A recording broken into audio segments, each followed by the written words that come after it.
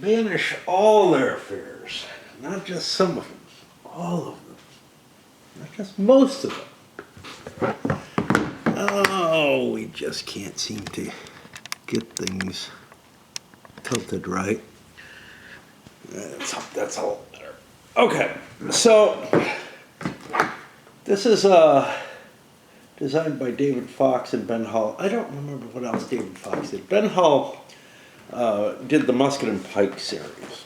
And this is something of a continuation of that series in terms of era. Musket and Pike is incredibly popular for the time, given the era that it is, and is a really clever design that seems to work pretty well. I like it a lot, and off of that, I've bought what Ben Hull produces in anything in that era. However,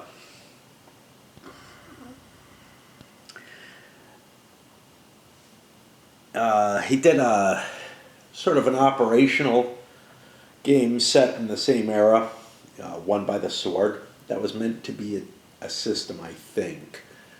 But the rules were fucked up, and it didn't, it required a replacement, where new rule book was sent out and all kind of stuff. And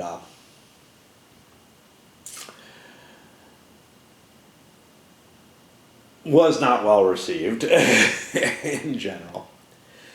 My understanding, I think he did Fields of Fire, which also had a similar problem. And this game follows the same pattern of some really bad issues in terms of how the rules were put together.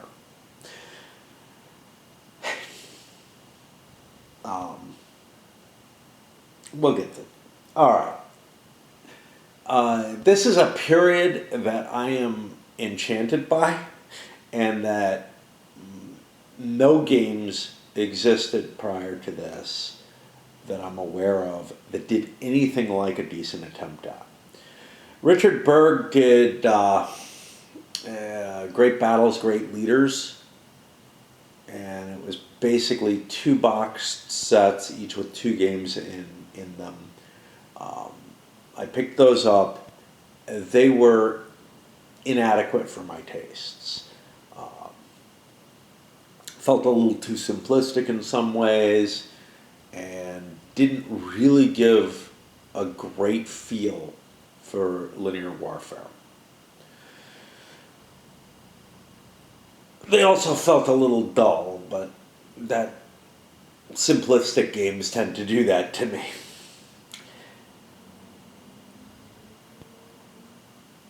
So I was definitely looking for something that would, I was definitely on board with the idea of something that covered this era.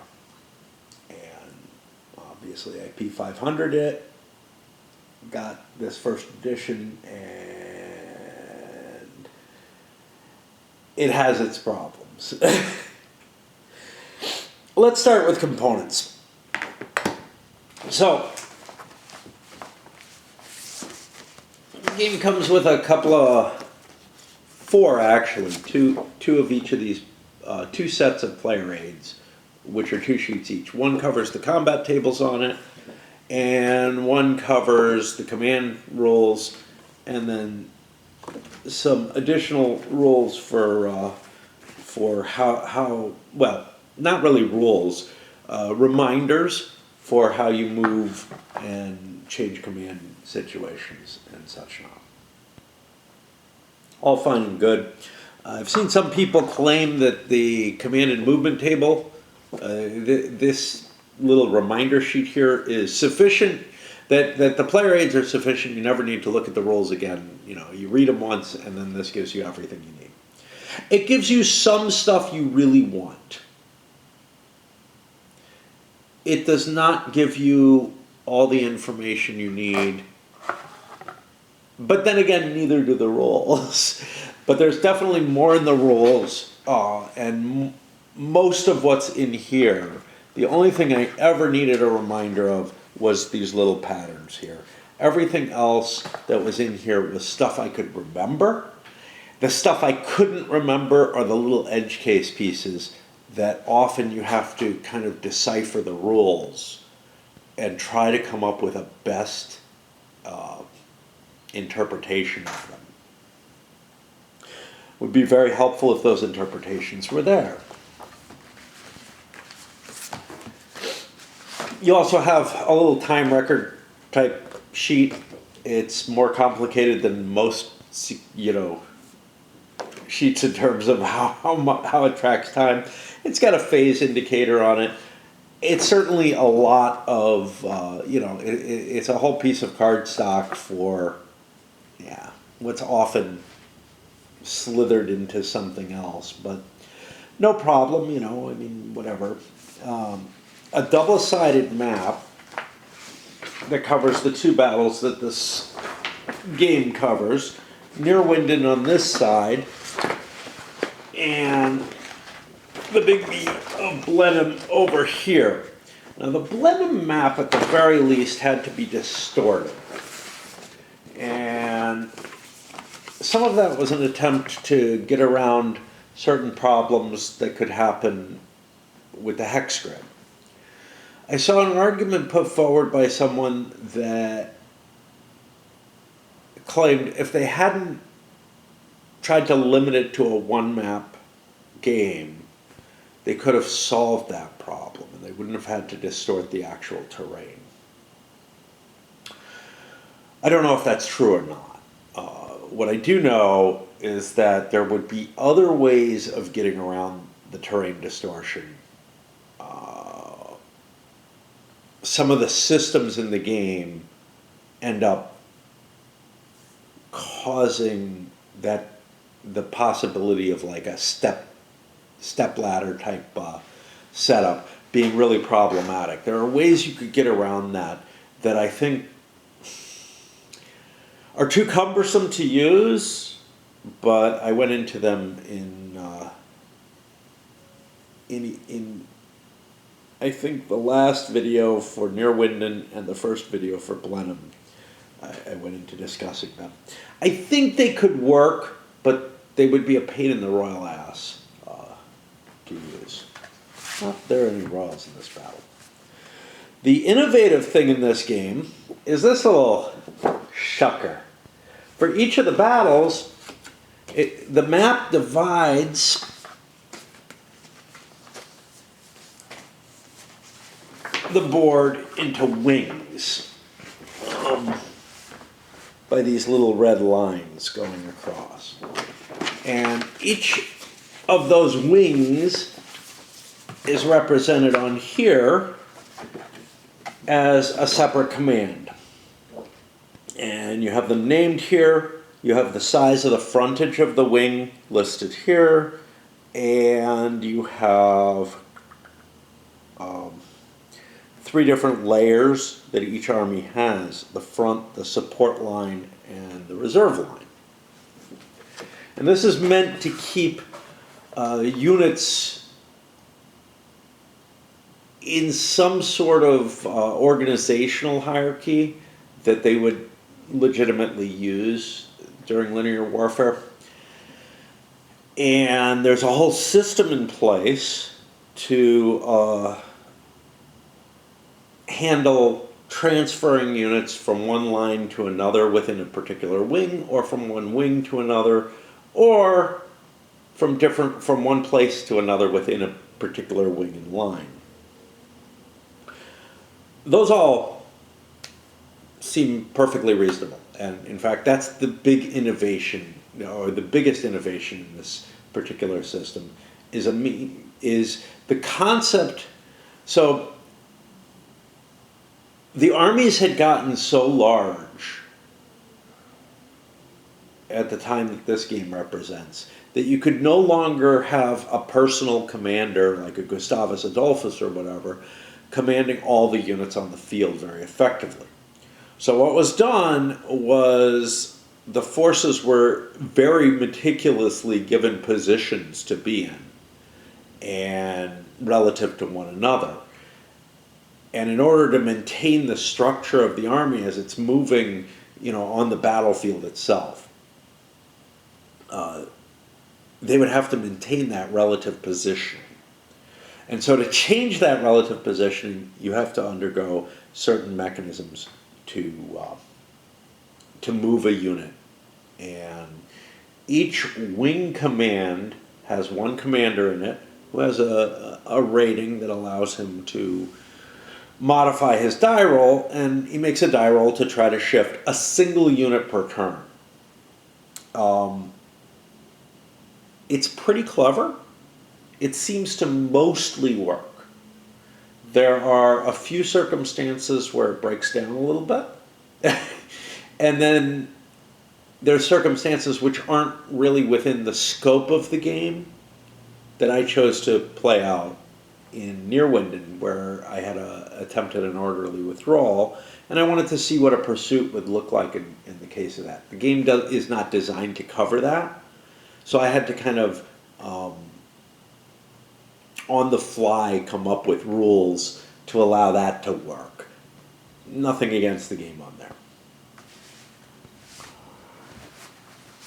You got a playbook with a tremendous amount of historical information, a kind of weird setup chart for each of the battles, which could definitely lead to problems. I believe this was part of the issue that Gil Collins had when he was looking at the game. He couldn't figure out how to set it up. With a little bit of perseverance, you can figure it out. Like most games that GMT puts out, there is a detailed example of play in the playbook. I never read these things. Had I read through it, it's possible that it might have answered some of my questions. I don't believe that questions should need to be answered by reading an example. Any such, ambiguities or whatever should be addressed in the rule book by the time I started playing. So this was the thing. The rule book itself, I read through it and I'm like, wow, there's some new ideas here, but it all makes sense. And I was convinced I don't need to read, the example of play or whatever. I didn't have any confusion whatsoever. It all seemed perfectly clear to me. Then I set it up and started playing it and started running into issues. And there's a few things. In some of the cases, the rules are more ambiguous than they seemed on first reading. In other cases, there's an entire rule missing which got accidentally covered when things were, by these images, when things were sent to the printer. It's not a whole page, it's this, there's supposed to be a rule 4.2.5 and it's just missing. There are a couple of places where there's rules that are written terribly, so that they just have to be reread. My hope is that this rule book will be, there's an entire errata being written for it, but also a rewrite of the rule book for the living rules at the very least. I got a fixed packet for, what is it? Clash of Sovereigns, the Austrian succession version of Clash of Monarchs, which apparently had problems with their rulebook as well.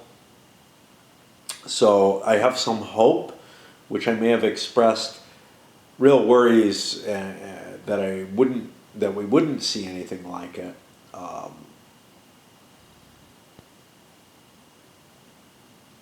But seeing that GMT is still willing to, stand up and say, hey, the rule book's a mess, we're giving you a new one.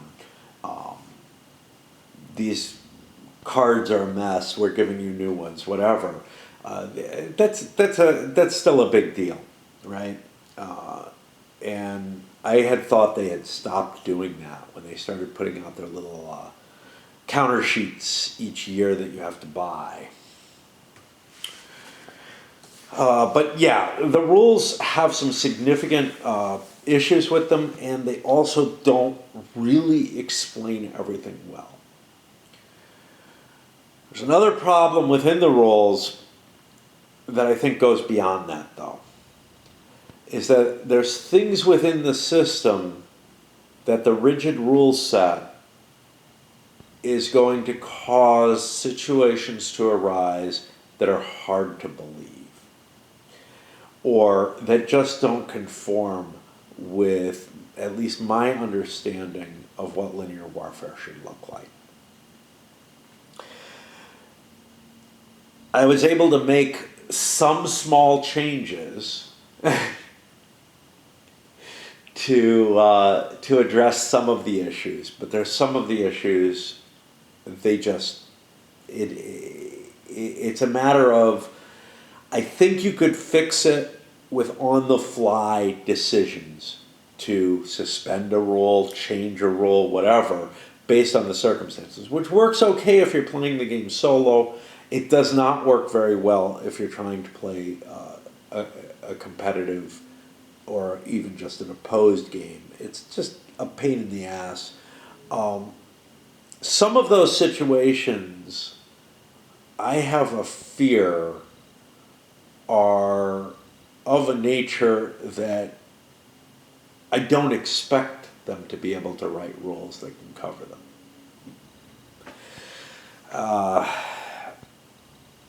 Because some of the abstractions that are in place here, and some of the decisions of how things interact, I think are going to be quite possible to just, as written, the game plays close to what's right, and in some edge cases it just doesn't work in a way that seems at all sensible. And the attempt to write a rule that would cover those, attempt to write rules that would cover those particular edge cases would bloat this rule book into something horrible, as well as probably raise lots of confusion. It may not even be possible to write a rule set that consistently delivers believable situations within the battlefield. I'm not sure. I know that, I tried to look at a couple little fixes and came up with a couple that handle some things. One of those fixes is to have units have different facing within a given hex. They already do that. Artillery has a potentially different facing from the rest of the units in the hex. But the idea here was, look, if there's an infantry line and it refuses a flank, right, that should be representable. And if the two units are doing that within a hex, which is how the game handles it, it should be represented within the hex. The way they do it is one unit stacked on top of the other. The unit in the back is covering the flank. But it's only sort of covering the flank. And the main effect of covering the flank, and there's a modifier on the charts for doing so. Well, there's a modifier for not having an anchored flank. But the other thing is that the front unit, when it breaks, or if it retreats, can retreat without impacting the other unit. But then the other unit just snaps in and is facing the same as the front unit was, which just, that doesn't seem right. And there's a bunch of little bits there that don't seem right. The problem is, well, I thought about trying to have these different facings. So you'd have the front unit on top like this, the other unit facing in a different direction underneath it. And it just seemed like it would be too much of a pain to worry about. So I kind of understand why they made that decision. But there are other circumstances where the decision of the order in which things happen, there were just circumstances, and I am having trouble figuring them in my head. If you watch the playthrough, you'll see them. But there were circumstances that I saw arise in play where units were able to do things that in my mind they shouldn't have been able to do to maintain linear warfare. One of which is at boundaries between wings, you didn't have to keep a connection. That is a pretty big one, because one wing could advance much further than the other wing, and that would leave you in a position with a big gap, which technically, yes, it would be possible to have a line here and a line up here, but there should be, I think, some attempt to try to connect them and not create that kind of gap situation. There were other places where I felt like a rigorous application of the rules and careful attempts to interpret them could get you to something that seemed to be appropriate. But a not so careful attempt to interpret the rules could very easily put you in a position where you're not getting the intention right. Now, I'm not sure if I got it right or not with my sort of final playing of it through Blenheim. But I was relatively happy with what came up with it. One big thing that really irked me, and I ended up fixing this for Blenheim, is that the fixed lines for where the wings are, they don't represent anything real. So when an army went into the field and deployed, you could convince me that, yeah, so-and-so is going to be on the left, someone's in the center, someone's in the right. Now, unfortunately, this game spreads it out and makes more wings than that. To the extent that there's, and I don't think there's a historical basis for this, but I'm not an expert, so maybe there is. But there's like 5 or 6 wings for each army, and each of those wings has its own commander, which is a sensible sort of thing. But what it means is, so the rigid lines, what they mean is that you're not able to perform the actions that the army would do to maintain its cohesion and its linear state. And instead what you end up having is gaps opening up between lines and between the different wings that don't appear historical at all. I found that the easiest way to handle that was to allow the players to define their wings as they liked,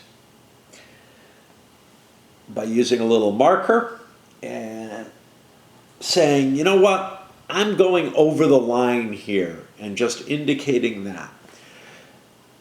But this is the kind of thing that the strict rules for the lines on the map are easy to write. Rules for when you can and should be allowed to modify the shape of your wing. You don't want to give too much flexibility there. And this is one of the places where I'm kind of like, yeah, I just don't see how you could actually write rules for that.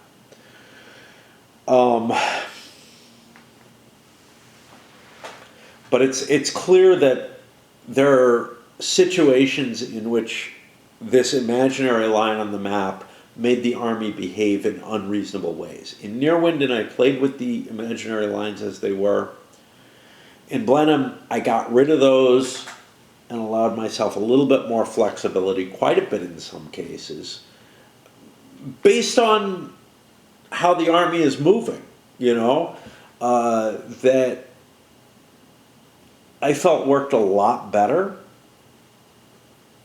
but I'm not quite sure how you would codify that. So the counters.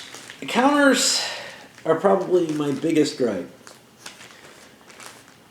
In terms of, quality of the stock and the printing colors and all that, the printing and all that, these days, and GMT seems to get this right. They get it to a printer who cuts the counters in good, who first of all uses good stock on them, decent, and who cuts them. They're all the same size. There's none of this weirdness. There used to always be the weird SPI counter. It was too big or whatever. But yeah, I mean, the capabilities of getting die cutting down right, that seems to have been solved. However, for whatever reason, and it might have a lot to do with the same kind of reasons that the rule book, the final draft that they sent to the printer of the rule book, ended up getting fucked up. Some of the counters are misprinted on the back. And this is something that's getting to be kind of common over at GMT.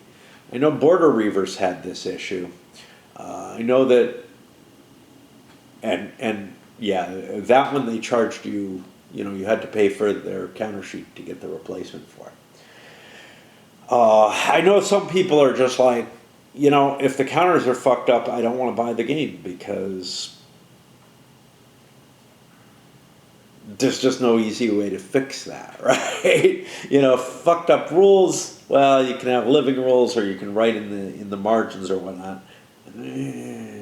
Living rules, fine. Right in the margins, that's not going to work well with this one. But screwed up counters, it's just really hard to fix them. And it's not a huge number of counters. Maybe half a dozen that are fucked up, but they can be kind of annoying. There's also indications in the setup for Blenheim that there's a counter that isn't there. Or so I'm told. I thought I lost a counter before I started unpacking the game, but apparently in the rule book, there's an extra unit being declared that wasn't in the counter sheet for whatever reason. I don't remember the complete argument that the developer gave me on that. So, how does it play?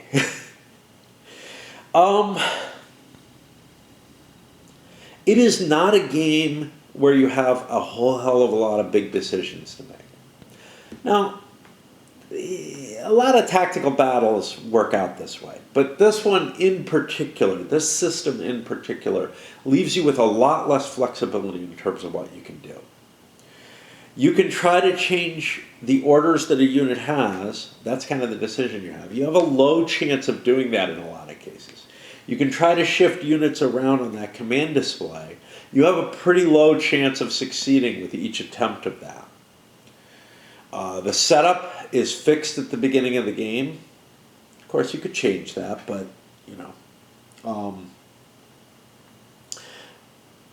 well, the setup for Blenheim is fairly fixed. Near Winden,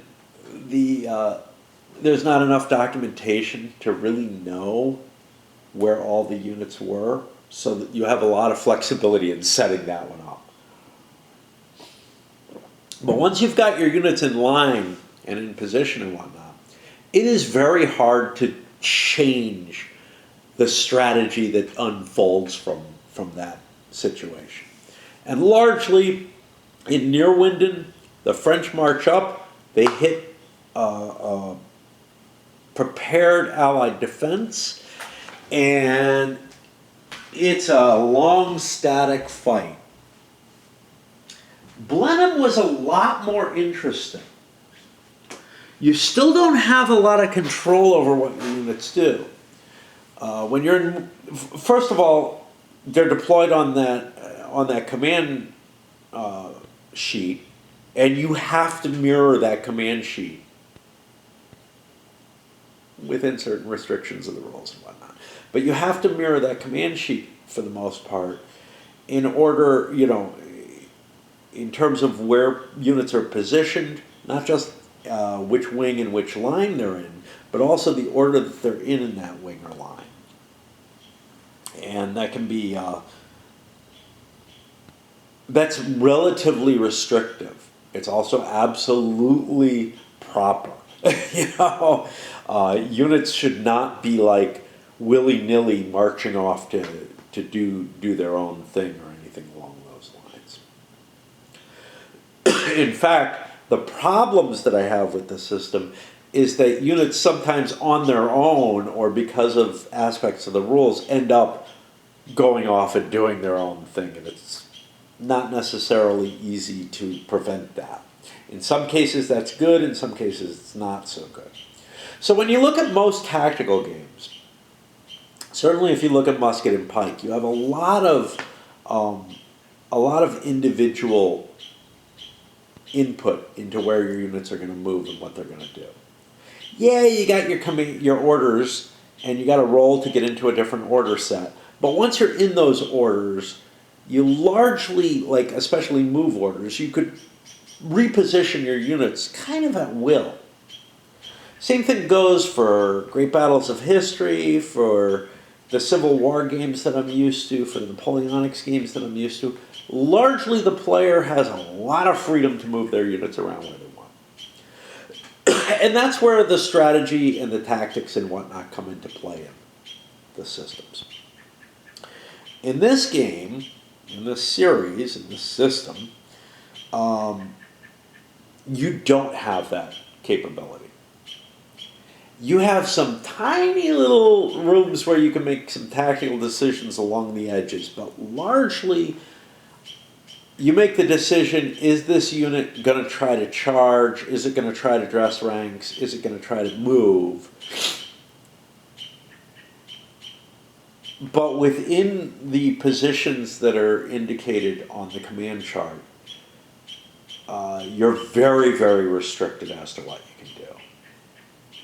And once you throw yourself into charge, you are more or less bound by the rules to move in, a straight line towards an attackable enemy. So that can feel perhaps kind of limiting and frustrating to some players. For me, that's the joy in the game. That's the best part of the game, is where it really, says, look, the command and control of these armies, it did not reach the level at which, Corps Command in Napoleonic era and whatnot had. And what you have instead is you're moving really wings at a time. And they have to move in position. They can't, they can't fidget around and go off to do their own thing. They have to move forward as a linear group. And that's where I get kind of I'm not sure that there were armies that deployed in that many wings. My understanding was they kept the sort of three-wing focus. They sort of kept the three-wing structure that had been around for a long time, stretched back into the medieval era and whatnot. And basically you would have one commander per wing, center, left, and right. You might have sub-commanders holding the support and the reserve lines of those wings. That would seem more appropriate than breaking up the number of wings of advance that an army had. And even within those wings, you would try to keep contact between your units. But that wouldn't have to be as strict as it should be. But it wouldn't have to be as strict as trying to keep contact between your units within a wing. By separating out into more wings, it gives you less flexibility. It does make each wing easier to command, though, in the sense that you can. So the commander of the wing is only allowed to activate one unit to change position within the wing or to go to another wing. And if you have a really large wing, only being able to activate one unit becomes actually kind of problematic, because you can't restructure that one big wing as quickly as you can restructure smaller wings. And I feel like, as with the map, as with the units in the hex, a number of compromises had been made, some of which I just don't agree with. By having the wing structures formally and rigid on the map, the battle can't develop as it would naturally develop. Instead, you're forced into trying to conform to those fixed lines on the map rather than trying to conform to the rigid structure that the army would advance under. Now, where I said a wing would try to, even if you were at 3 wings, you would normally try to keep contact. Your leftmost unit would try to keep contact with the rightmost unit of the other wing. And that's just not covered at all. Again, that shouldn't be ultimately strict, but it actually becomes impossible to do in some cases because of the rigid lines on the map. And they're just absolutely imaginary, right? Like, they're a best guess of how the battles are likely to develop, but it doesn't have to develop that way. And in fact, at Blenheim, where I did allow redefining the wings, we ended up with the French line buckling in and still managing to keep connection only because of the additional rules that I put into play. Out of the 2 battles, I found Neerwinden to be too static, at least in my play of it. I found Blenheim to be an absolute hoot, though. And the reason for that may be that the center wing in Blenheim is relatively large and was open terrain and allowed for a lot more maneuver than everything else in the game kind of allows for. But overall, I really like the things the game is trying to do. I just don't think it quite succeeds. But I feel like a player who's willing to take a step back and say, you know what, I'm willing to fudge things a little bit. I'm willing to make on-the-fly decisions. Maybe I'll eventually come up with a set of rules that work for me. I'll have no problem with this. There's no place for this game in serious competitive play. It just isn't that. As to the 2 battles, both ended with the historical victors, but in different.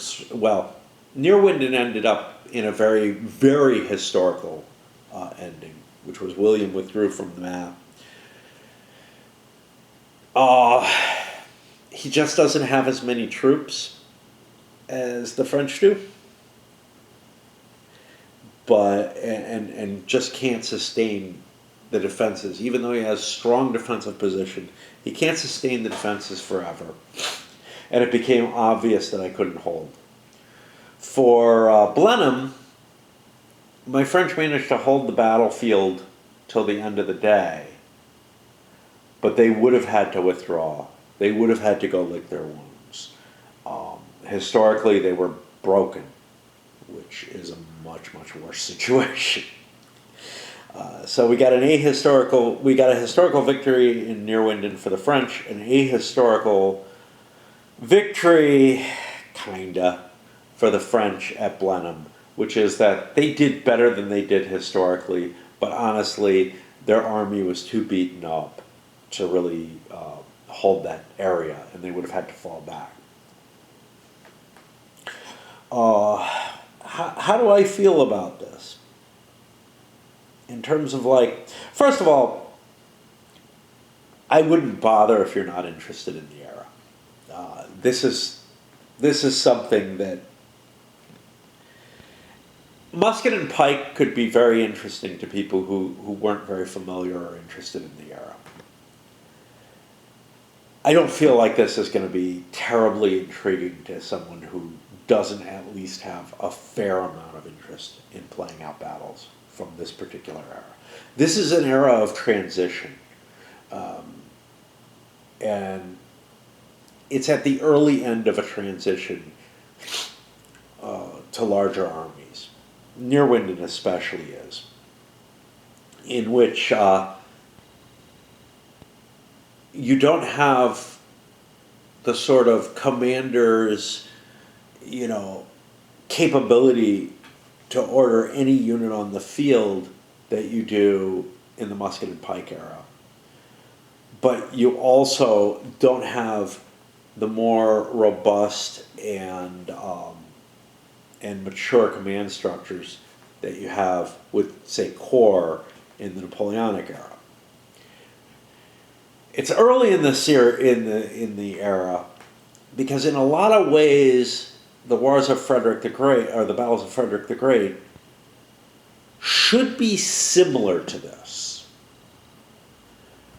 I'm not sure how much more flexibility those armies had. They were beginning to develop better structures for the linear warfare. That's sort of the apex of linear warfare. This series covers a period where the linear warfare has just developed, and you don't even have you have pikes still in the game in Neerwinden for the French. But yeah, I mean, I enjoyed it. I'm glad I own it. Apparently, there's another game of the series, another box game of the series that's intended to be put on P500. Even given all the troubles that this had, I'll probably end up backing it, simply because there's just not enough on this era. And this is trying to do things that no other game that I'm aware of has tried to do. And it's coming close enough that I feel like with a little bit of extra oomph on my part, I can get there. All right. It does, the screw-ups that I've seen in the last few GMT games that I've picked up kind of have me wondering, should I wait for a second edition for all GMT games? Because the quality is decreasing, or the consistency of the quality feels like it's decreasing. It feels like they're not doing as much. Now, on the other hand, some of, I don't know. I don't want to go into it. I just don't. But yeah, it does feel like they're coming down from a high point. On the other hand, this is a truly innovative and new type of. There's new ideas that to represent the peculiarities of linear warfare, and those are untested. they're going to be harder to absorb and to understand. Oh, I didn't go into the biggest thing about the counters. Holy fuck. Yeah, so I went into that there's some misprinted counters. I didn't go into the really terrible thing about the counters, which is that I can't discern the difference between the different types of units. You got to be able to tell if something's infantry, cavalry, whatnot. I'm going to swap batteries. And I couldn't do so because of the graphic design they chose. So the graphical problems with the counters, there's one on the map too. The graphical problems on the counters ranged from, so in musket and pike, they'd show you, you know, a soldier, or these are very Roger McGowan type counters, and I used to think they looked kind of silly, but they're very, very visible and very understandable. You had like a foot soldier, or you had a horseman, or you had a cannon. And here, you got something that looks like an attempt to be like a little minis stand or something, showing you the formation the units are in. And I'm not saying it's completely indistinguishable. Here's a cavalry unit, here's an infantry unit. They look different, okay? Dragoons are more problematic because whether mounted or on foot, they look different from cavalry and infantry in both cases. And to the point where I was thinking mounted dragoons were a cavalry unit. Dismounted dragoons were a cavalry unit because of how they were spaced out and whatnot. I also found the command counters, which use NATO symbols, which predate NATO,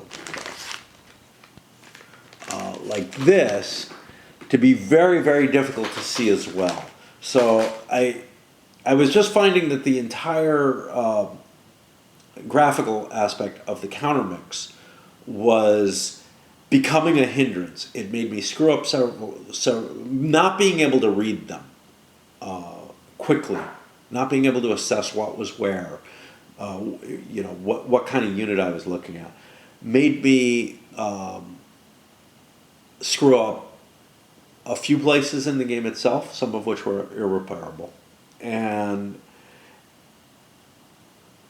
in order to be able to see better, basically what it did was takes what's an automatic piece of information that just, you know, takes no thought or whatever, to having to spend not a second, but some segment of a second to look at the units carefully and see, oh, that's actually infantry. I'm not used to having to put that effort in to figure out what a unit is. Sure, in DAC, you know, I'd see some symbol that I don't recognize, and I'm like, what the fuck is that? But it was a what the fuck is that moment. Here, it's not that. Here, I just look and I'm like, oh, I think that's infantry, and I just treat it as such. And basically, I was keeping track of what kind of units were where, more by what I remembered as to where the lines were and stuff like that. And if my memory was wrong, the counter was not quick enough to change my mind on that. The other thing with the map, there's terrain listed on the map. There's little map keys that tell you what the terrain is. And the terrain that's listed does not always match what's in the player aid or the rules as to what the value is for it. And that's just a problem. You know? So that's what I remember. Speaking of components, the box. It's a nice armored GMT box, nice quality and everything. But there's something missing, man. There used to be stuff all along here. I don't know what's going on with that. I looked at a couple of their other recent printings, and they don't have that anymore.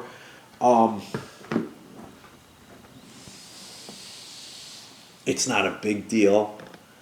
but it does kind of sadden me. It was always this weird little thing about GMT games. You open the box up and there were like, you know, neat little things that would have been great on the back of the box or something that would have helped convince you to you know, be interested in the game.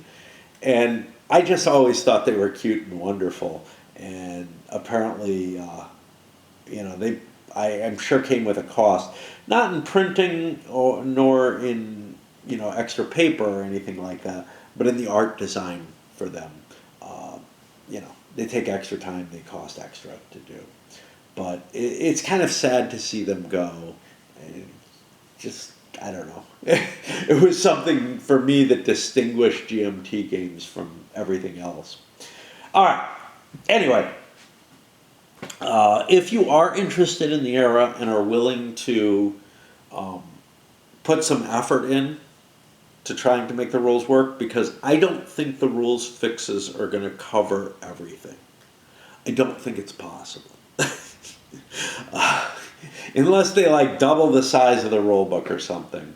I think you're going to find inconsistencies. I think you're going to, more importantly, find things that maybe were intended by the system, but don't always work right, and that you're going to perhaps want to change. So if you're willing to deal with that level of tinkering with the game, on the fly especially, this is definitely an interesting choice, an interesting game to choose. It does give you a type of play that I have not seen in anything I can think of, really. It's almost like that command table or the command card is almost like a mini game that you're playing, you know. But it unlike you know, operational or strategic games that have like a little battle board. This is sort of the opposite. This is that the big battle has a little other game that directs what's happening on the big battle. And I just think that's a really, really cool idea. Much, much cooler than battle boards are. In terms of Musket and Pike had a more detailed combat system. This one abstracts that away. You have less variability in less variable results. Oh, that's another thing. The game is very, very random, though, in terms of what can happen. So while you may not have as many different instances of possible results as you could get out of a Musket and Pike clash, what you end up having is the same kind of incredible variance across the board. And you know, when brigades, so when a unit routes, it causes the brigade to make a morale check, and then the whole brigade can rout. And so an unlucky or lucky die roll can kill one unit, and a following unlucky die roll can make the whole brigade go at once. And I find that exciting. Some people may not want that much variability or luck or whatever you want to say in play in the game. I didn't feel like that really did too much in Nearwinden. That felt like it just got so static across the board. But in Blenheim, it definitely caused some issues, which were enjoyable from my point of view. All right, now I guess it's time to load it up.